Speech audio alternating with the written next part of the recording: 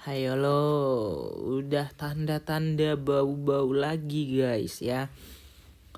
Ini tanda-tanda bau-bau ya, tapi aku ndak bilang ya. Jadi jangan salahkan kalau nggak kejadian ya. Kan tanda-tanda dan bau-bau gitu. Jadi kita tuh mendeteksi gitu guys, oke?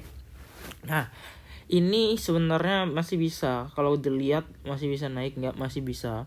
Dan maksimalnya mungkin ke area merah itu. Dan kalau kita perhatikan juga di sininya udah berdip.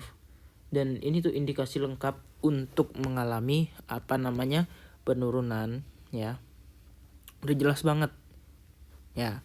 Salah kok kebalik nih panahnya. Nah, kayak gini. Dan di time frame 1 jam ya kalau kita perhatikan ya, itu malah cenderung udah turun duluan gitu ya.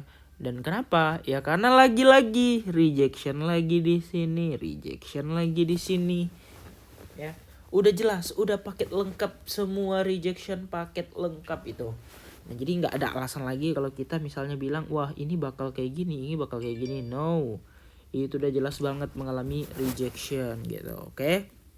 Nah, jadi memang max areanya kalau averaging itu di area titik yang garis merah atas yang di 19.3an lah ya. Karena nggak mungkin segitu, bisa aja 19.378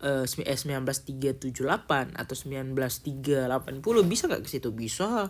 Jadi santai aja, kalem aja gitu, santai, kalem gitu ya.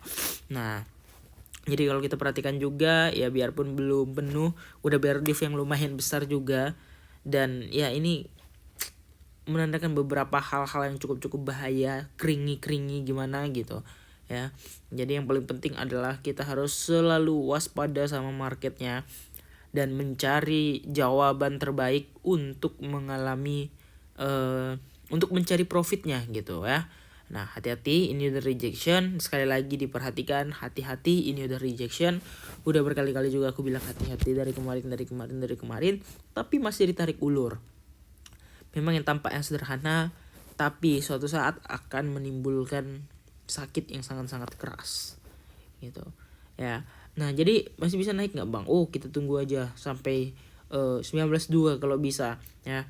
Di situ baru kita short, dan berhubung ini weekend, volume pasti udah mengalami pelemahan.